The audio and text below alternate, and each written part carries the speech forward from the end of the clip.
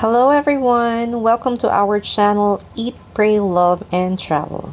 So this May, we are going to Seoul, South Korea for the third time. And in this video, we'll provide you with inputs on our experiences during the two trips that we had in Korea.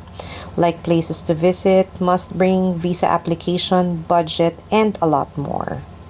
The first visit we had was year 2018. So we tried winter feels. So we scheduled our visit by end of January. So sabi nila that's the coldest season daw, but not sure if there will be snow. Pero luckily, we experienced snow on our first day.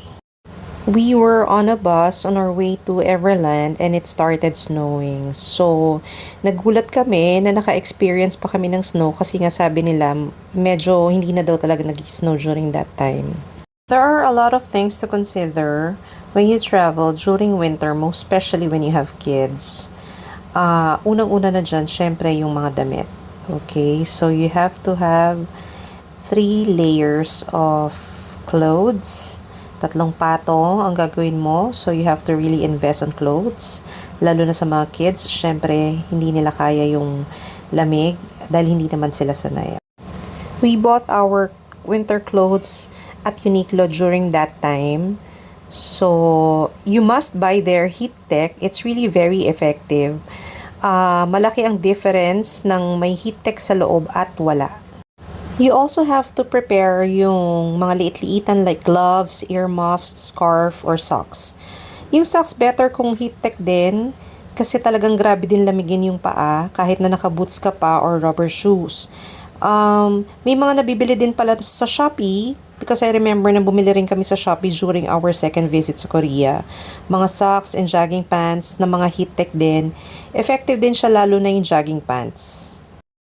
Maganda rin mag-invest ng mga jackets like yung mga Adidas if they have their sale. Kasi I think mga around 2,000 pesos pwede ng pang winter or pang mga spring jackets. It's really quality and mapapakinabangan mo siya ng matagalan. So, syempre, kung marami kang dalang gamit, mga jackets, mga winter clothes and all, it follows na mataas ang iyong check-in luggage. During our time, I think 40 kilos yata yung check-in baggage namin eh. So, definitely, kung maraming damit, syempre, maraming bagahe. The kids are really happy to experience snow for the first time. And talagang unexplainable joy ang nararamdaman nila. And of course, kami din. Syempre, it's really uncommon for us since we live in a tropical country. Kaya, iba yung feeling talaga.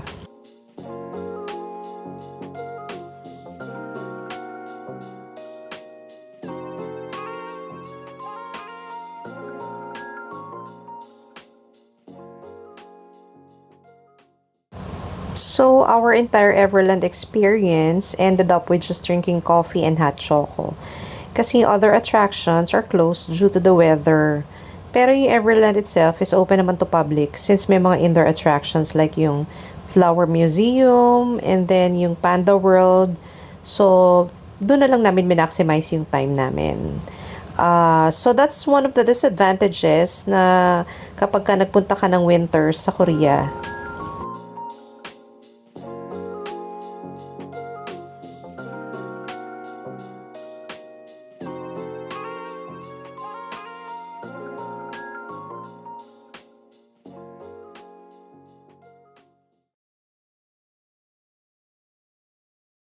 Ano-ano nga ba ang mga preparations na kailangan if you plan to travel to Korea with your family?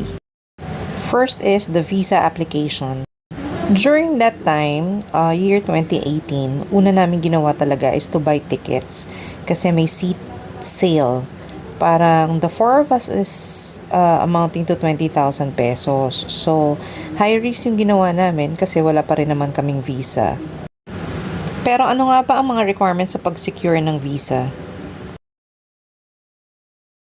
Before natin i-discuss yung cover letter, dun muna tayo sa application form. Makikita nyo yung mga application forms sa mga website nila, and meron din naman mga ibang websites na nagpa-provide ng official na application form for visa application sa Korea. Of course, passport size colored picture, and then original passport and photocopy of bio page, page 2. Original passport, make sure na hindi siya expired. 6 months is already considered hindi na valid. So, might as well na kung mag-a-apply kayo ng visa, make sure na talagang years pa yung validity ng passport niyo para walang maging problema. Another big factor in applying for visa is if you have a valid visa or arrival stamp to OECD member countries. Ano-ano nga ba itong mga OECD countries na ito? So, there are 27 countries, but basically, it's more of sa mga Europe, like yung Italy, and then Belgium. There's also Canada. Japan is part of it, and Korea. And if you want to check out other members ng OECD, you may check the website na lang. The next one is the original certificate of employment. So, ito parang sobrang importante to feeling ko. Kasi first time na punta kami dun to submit our application, hinanapan kami nitong certificate of employment. So, which we forgot. Kaya binalik yung aming application. But then, at least hindi naman siya rejected. Talagang binalik lang nila dahil kulang. So, we went back. So, make sure na isa ito sa mga hindi nyo makakalimutan upon applying. Next is the original bank certificate. So, ito naman, masesecure nyo naman to sa bangko eh. Basta 6 months average balance. I guess, hindi naman kailangan na yung pera mo malaki. Basta ang importante, consistent na may in and out dun sa, may flow, kumbaga, dun sa iyong bank account or bank statement. Para malaman nila na talagang may pumapasok, parang hindi nakastay lang dun yung pera na parang show money lang ang peg. For the bank statement naman, during that time, hindi naman na nila kinuha sa amin. Ang importante lang siguro talaga is yung summary ng account mo. Okay, another one is the photocopy of ITR. So, sa totoo lang, medyo marami naman talagang walang ITR dito sa atin. Yung photocopy ng ITR, or if you don't have an ITR, may mga options for you to apply pa rin naman. You just have to provide yung iyong proof of financial capability. At the same time, yun na nga yung ilalagay mo dun sa cover letter kung bakit wala kang ITR. So, ang cover letter, kaya hindi natin inuna, is sobrang halaga niyan kasi syempre yun na yung parang reason or anything na gusto mong sabihin or parang justification kung bakit gusto mong pumunta ng Korea and anong gagawin mo doon, etc. etc. But I also suggest na yung cover letter nyo, don't make it too complicated. I mean, the simpler the better. Kumbaga, explain nyo lang na gusto ninyong puntahan yung home ng mga favorite K-idols ninyo. Plus, you wanna check out the beautiful spots na nakikita nyo sa mga K-drama. And of course, the food, you want to experience it. Para less complicated, kumbaga. Simple lang that you really wanna see the country and travel and experience their way of living. Parang ganun. Okay. Based on mga naririnig namin, kaya nare-reject or nade-deny ang isang applicant for visa is simply because very complicated yung kanyang sinabi doon sa cover letter. Parang ganon yung explanation niya. Like, for example, if you wanna go there ng winter, pero ang date ng ticket mo is summer or spring, and then ilalagay mo doon sa cover letter mo na you wanna experience winter. Yun, red flag na agad yun, syempre. Parang ang weird lang na ang ticket mo is dated ng spring or summer, but then winter ang gusto mong ma-experience. So, questionable na agad yun. Okay, don't get too frustrated agad kung isa or dalawa man dyan sa mga requirements na yan is wala kayo.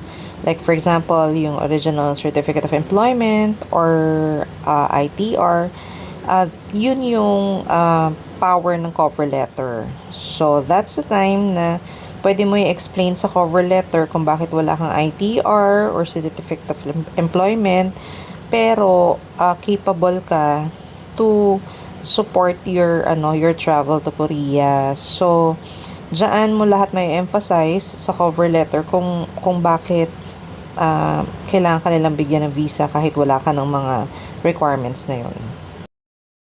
So now, let's move on naman dun sa additional requirements kapag ka nag-a-apply ka for a family visa. Syempre, 4 kayo. Like kami, we have 2 kids. So, number 1 na dyan is you have to establish the relationship. So, kailangan mo mag-provide ng marriage contract, which is actually nare-request naman yun sa PSA.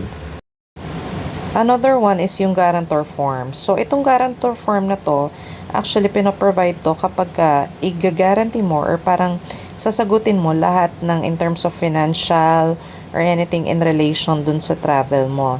Like, this is actually used kapag halimbawa with the kids, so yung 2 kids, ang guarantor nila is yung father.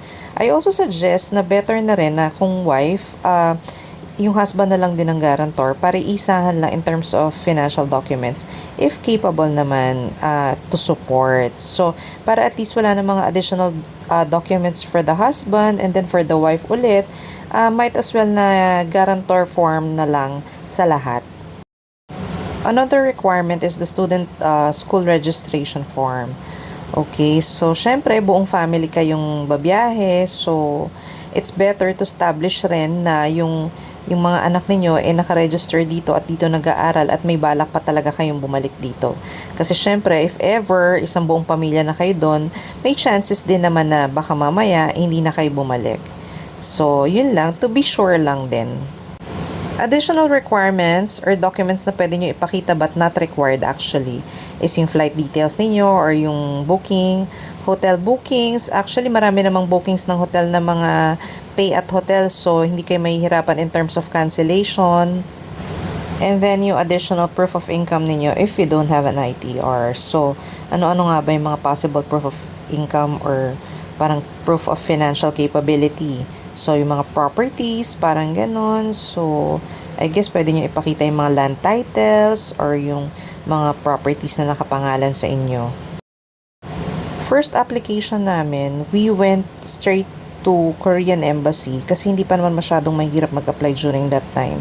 And then we only applied for single entry. So, yung next application namin naman, we tried sa travel agency at SM Mega Mall. So, we tried applying for multiple visa. Kasi nangihinayang kami in terms of the process ng application, lalo-lalo na sa mga pagkuha ng mga dokumento and requirements. So, we tried applying for multiple visa and na-approve naman kami. So, ang laking advantage kasi at least 5 years you can go in and out of the country na hindi mo na kailangan na mag-submit ng dokumento. And advantage yun kasi syempre kapag may mga seat sale and all or kung gusto mong biglaang pumunta ng Korea, parang ganyan for vacation or something, kung may concert or whatever, pwede ka na agad mag-book ng ticket na hindi ka nag-worry sa visa application mo. Okay, next. So, ano ba ang next preparation kung nakapag-apply ka na ng visa and na-approve ka na? Syempre, you have to book your activities. Kailangan planuhin mo na para at least by the time na aalis ka na, wala ka nang iintindihin in terms of budget din naman actually and additional legwork. Kami, ever since we started traveling, we make it a point na sa Klook app kami nagbo-book kasi very efficient siya and madaling gamitin. You just have to present the digital copy or yung QR code kung saan ka man pupunta na attraction or kung ano man yung kailangan mo. Of course, starting off with the SIM card, syempre, the only difference na ng SIM card and the Wi-Fi unit, mas okay sa amin na bumibili ng SIM card na lang kasi hindi ka na nahihirapan na dala-dala mo yung unit. At the same time, yung unit kasi, during that time, I'm not sure kung ngayon may ganun pa rin, na you have to provide security deposit for the unit and then i-refund nila yon kapag binalik mo na sa airport. So, ang SIM card kasi, less hassle on our part kasi unang-una sa lahat, ilalagay mo siya sa loob lang ng telepono mo tapos, that's it. This one, sobrang importante to, yung airport transfers. It's either you take the train or the bus. Pero during winter, make sure na na-arrange nyo talaga yung transfers nyo dahil napakahirap lumabas. I mean, another suggestion pala na sasabihin ko is like, for example, you're traveling ng winter, make sure na yung mga damit ninyo na pang winter naka-ready na or nakahiwalay na. Kasi syempre, di ba pag sa airport naman, like dito sa Pilipinas, hindi mo naman suot-suot yung mga winter clothes na yon. So definitely, pagdating mo dun sa airport, that's the time that you add on, di ba? You layer, kumbaga. So, pagdating dun sa airport, kasi during our time, since it's our first time nga, so binuksan pa namin yung buong maleta namin para maghalongkat ng mga panlamig. When in fact, yung iba, nakita namin na talagang naka-ready na talaga yung mga gamit nila na panglamig, nakalabas na talaga. So, yun yung suggestion ko. At the same time, kung talagang winter kayo pupunta, siguraduhin nyo na alam ninyo kung saan talaga yung transfers ninyo. Kumbaga, either via bus or train, kasi sobrang hirap. Parang seconds lang na lumabas ka or tumambay ka dun sa labas ng airport, sobrang lamig talaga. As in, parang nasa loob ka ng freezer. Na kami, ang ginawa namin, since hindi namin alam ang gagawin talaga namin kung saan sasakay and all, talagang bumalik kami dun sa loob ng airport dahil hindi namin kaya yung lamig. And madaling araw pa kami dumating nung time na yon. Okay. So, itong mga activities namin, like Everland, and then Nami Island, plus the MBC and the Vivaldi Ski, lahat to is under Klook app. So, I suggest you try using Klook app every time na bumabiyahe kayo kasi sobrang hassle-free and talagang tried and tested na namin to. So, this was our trip to Nami Island and Petite France during that time. Ayan. Pati yung dinaanan namin na nung boat sa Nami Island, as in like lahat yellow yung buong river. I don't know if it's river or lake. Parang puro yellow siya lahat. Another suggestion nga pala when traveling with the kids is always make sure na may dala tayong mga medicines. Okay, unang-una na dyan is yung anti-hilo, which is Bonamine. Etong Nami trip namin, it's supposed to be Nami Island, Petite France, and Land of the Morning Calm. So, yung yung Land of the Morning Calm, hindi na namin napuntahan kasi yung kids nahilo na, hindi na kinaya yung biyahe, and then nag-vomit pa nga. So, syempre mahirap naman din napilitin sila in terms of mga biyahe-biyahe. And medyo malayo kasi itong Nami Island area na rin. Tapos malamig pa yung panahon. So, importante talaga na meron tayo ng mga dala na pang anti-hilo sa sakit ng tiyan or yung paracetamol. Most especially, I highly recommend na huwag niyong kalimutan yung antihistamine. Kasi ang dami na namin biyahe na napatunayan namin na kailangan mo talaga ng antihistamine. Lalo na yung mga pagkain na kinakain ng mga kids, hindi naman natin alam kung ano yung mga ingredients doon na kung merong may allergic reaction sa kanila. So, better talaga to always have the antihistamine.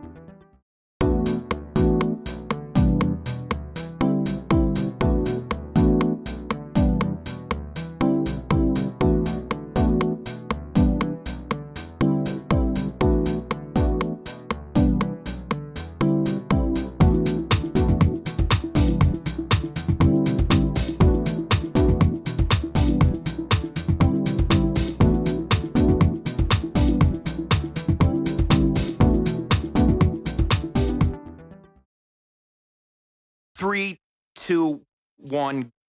Let's go!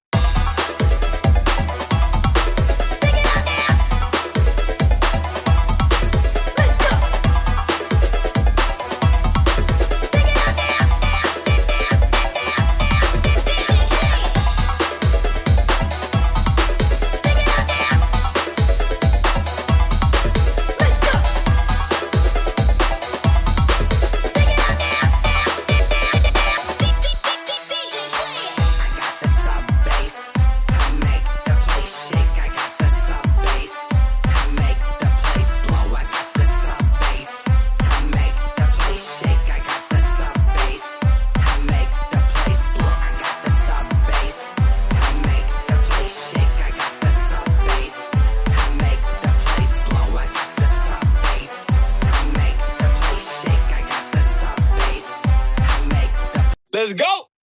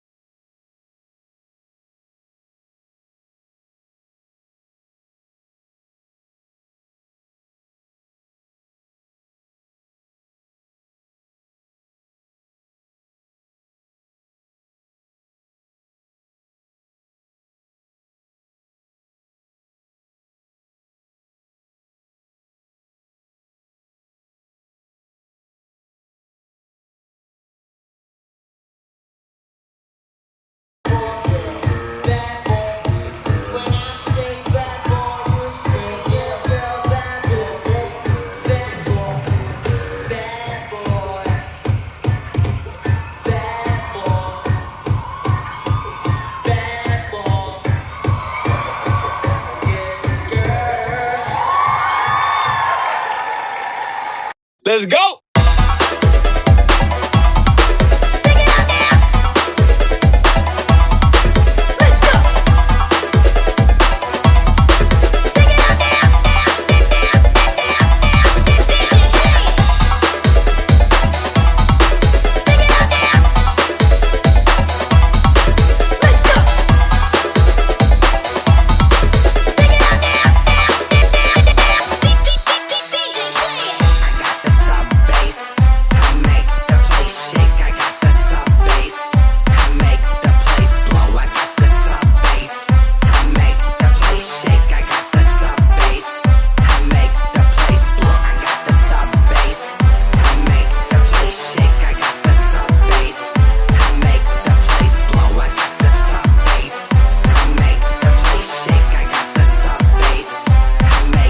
Let's go.